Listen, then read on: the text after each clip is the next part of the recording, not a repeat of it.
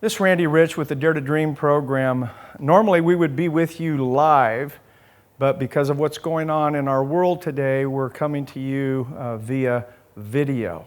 If you take the next few minutes and take it to heart, it could change your life. He's a former record-setting San Francisco 49ers wide receiver and punt returner. His first game was at Candlestick on 9/11, where he scored a 75-yard touchdown the first time he ever stepped on the field. Otis Amey. The very first game of the season was 9/11/2005. The very first time I ever got in a game and touched the ball in the NFL. I scored a 75-yard punt return for a touchdown. No stranger to hardship, he learned many life lessons from a tough home to the field. I made a decision, I made a choice and said, this is what I'm gonna do, regardless of what anybody says or thinks or feels about it. I know it's gonna be a positive thing, and me accomplishing that goal has shown me that I can accomplish anything that I set my mind to. Following his 7-year career in football, Otis spent 4 years in sales as he began to work on launching a motivational speaking business, focusing solely on impacting youth. Otis now travels around the country delivering keynote speeches on behalf of Air One's Dare to Dream program. So please make some noise for Otis Amey. Hey, this is Otis Amey with the Dare to Dream. Wait, hold on. It's harder to recognize people these days. Everyone has masks on, or at least most people have masks on. I know throughout my life I've worn different masks. Maybe you have too.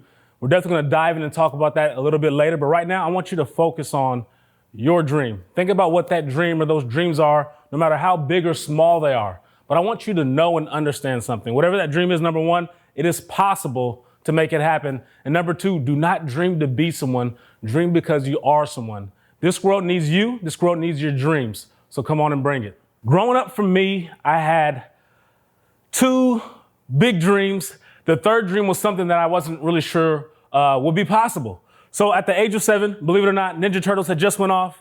I'm the youngest of 4 boys. They took the remote from me and they cut on ESPN. I know most of you probably will play some type of sport, or you watch ESPN, or you have a favorite team, and the San Francisco 49ers were on.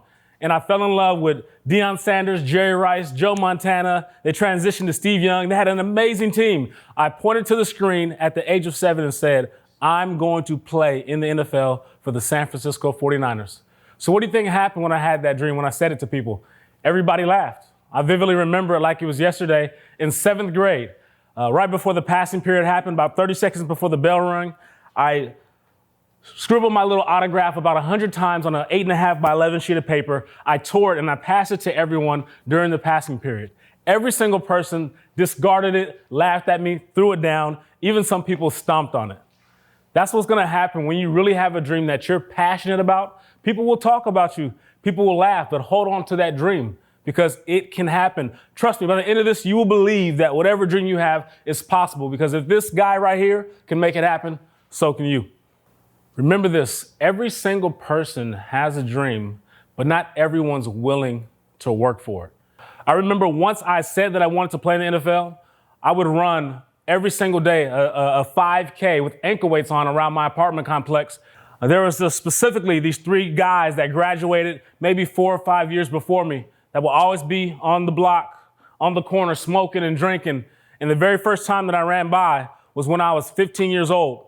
And they stopped me and they said, hey man, what are you doing? I said, I'm running because I have this dream of going to the NFL. They instantly laughed at me. That was when I was 15. So now I did it again. I would do it almost every single day. When I was 18, they stopped me again. And they said, what are you doing? I said, I told you guys, I just got a scholarship to play football at Sacramento State.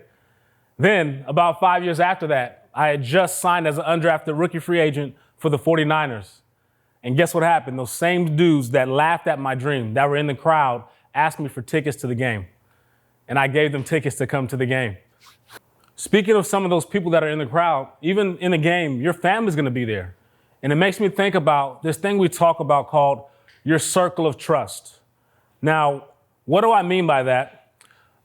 You youngsters might call them your day ones or the real ones, right? For me, as I examine the people that are in my circle of trust, my inner circle, my trusted advisors, it would be number 1, my mom. When I have any concerns about parenting, I'm talking to her.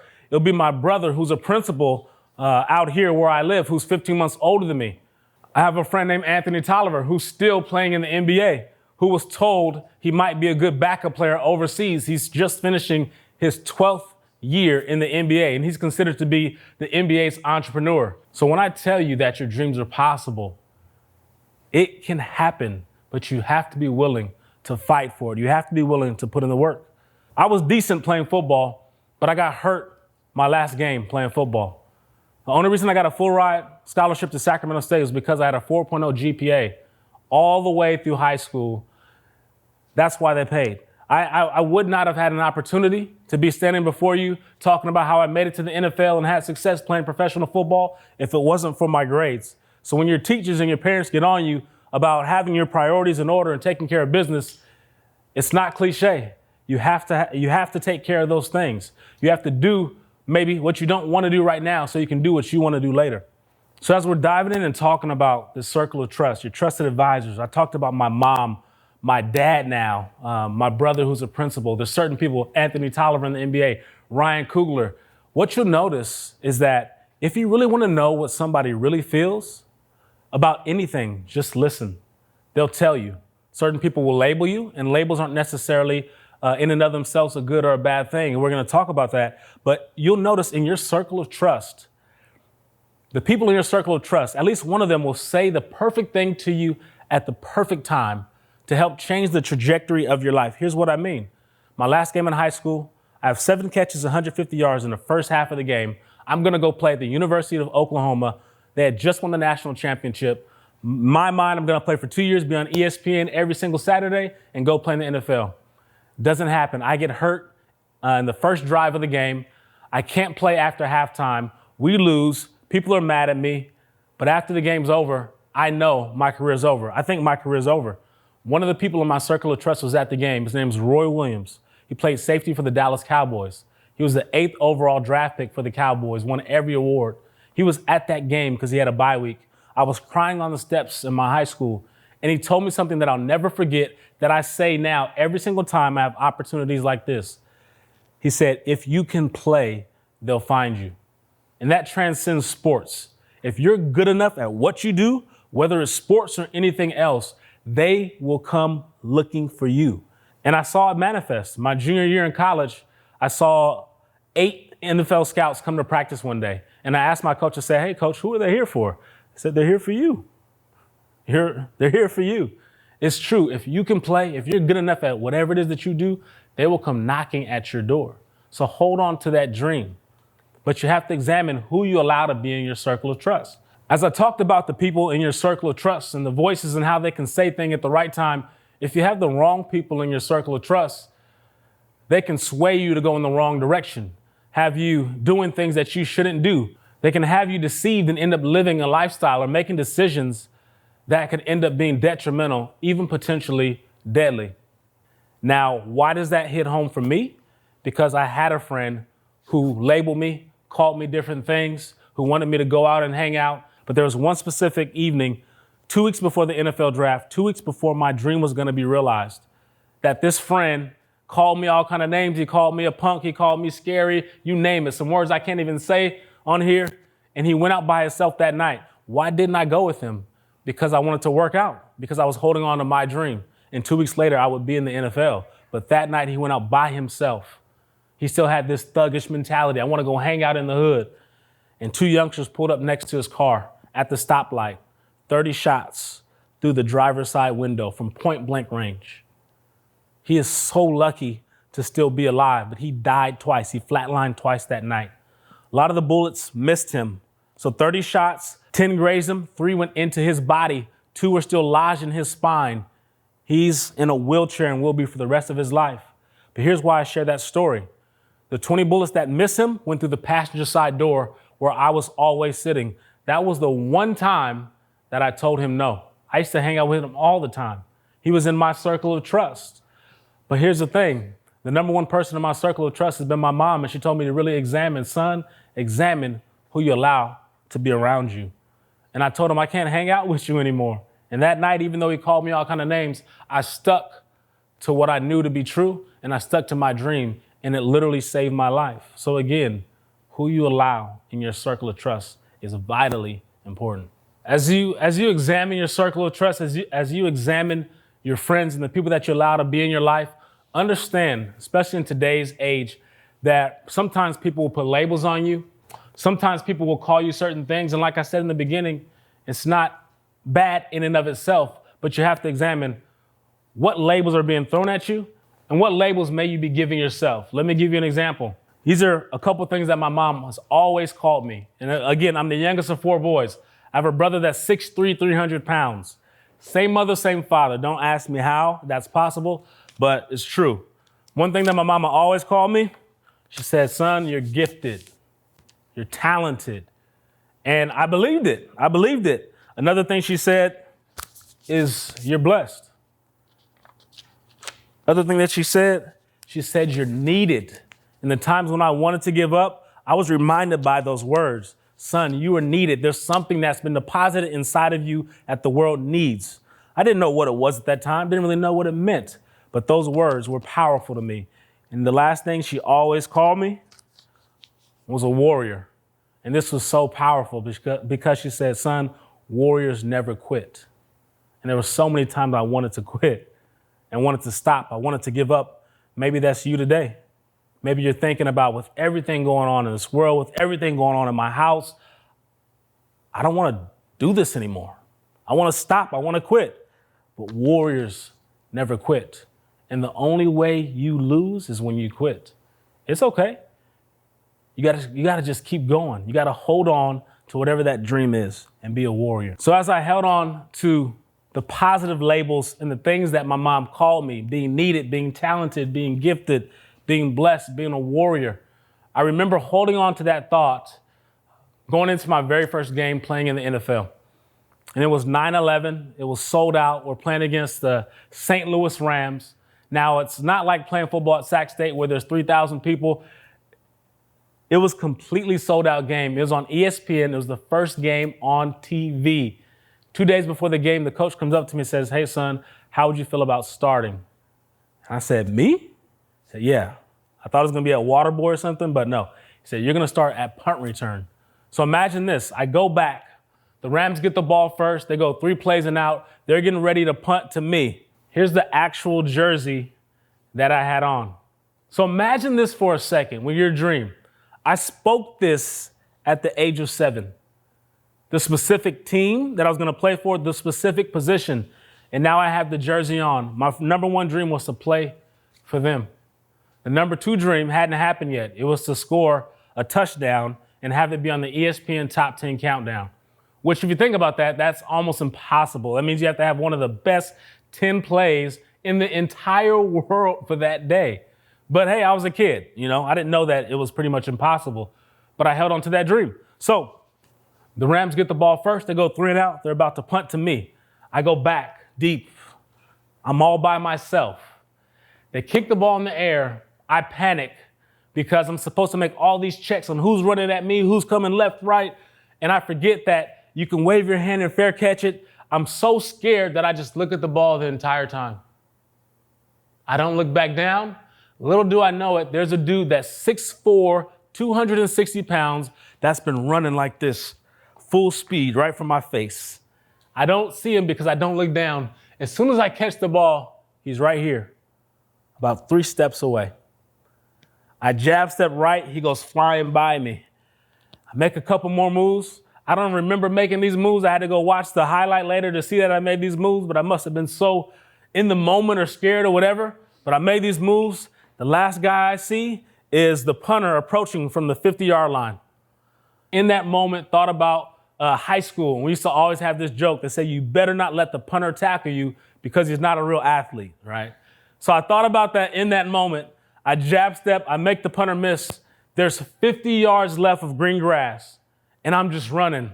It doesn't dawn on me that I might score, I'm gonna score, none of that. I'm just running 30, 20-yard line. I look back. My teammate Maurice Hicks is right behind me, already celebrating. Still hasn't dawned on me. 10, 5, I cross the end zone, my arms drop, and I literally say within myself, what just happened? It seemed like it was a 30-second moment, but it was a 3-second moment. I scored a touchdown on my very first play in the NFL. a 75-yard punt return for a touchdown that, you guessed it, was on the ESPN Top 10 Countdown. So I said in the very beginning, I said, by the time this is over, you're going to believe that whatever dream you have is possible. I said NFL 49ers, highlight on the ESPN Top 10 Countdown. Every single thing that I said happened. It came true, but I was willing to put the work in. You have to be willing to put the work in and keep your priorities in order. So I know we went through a lot of things in a short amount of time. We talked about your circle of trust. We talked about labels. We talked about what your dreams are. We shared some amazing stories, some incredible stories of people that are just like you. But understand this. We talked about it in the beginning. Don't dream to be someone. Dream because you already are someone. People, let me give you some armor.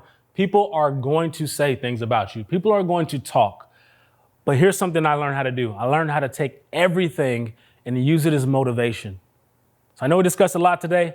We're going to wrap up with this amazing video that will summarize everything we've discussed. Have a good one.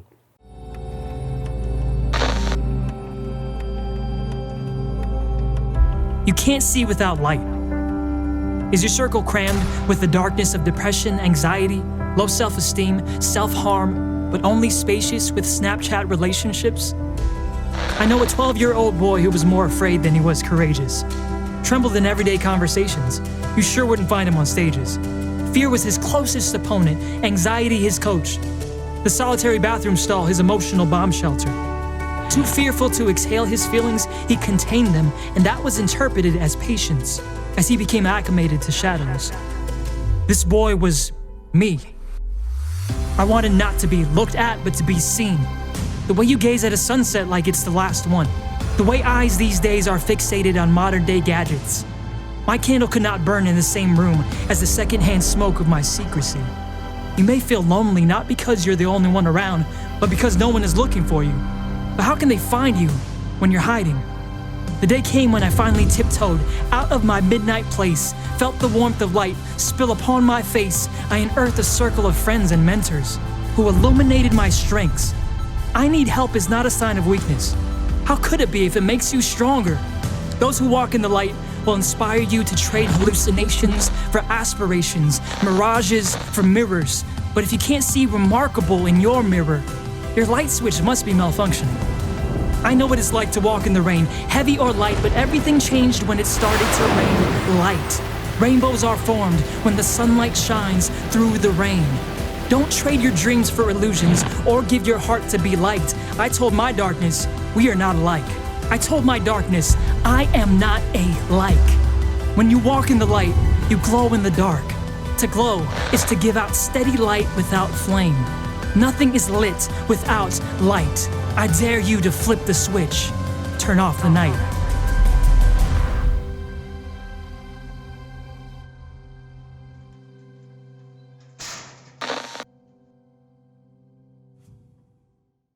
We hope you guys enjoyed what you heard and maybe had some things to think about today.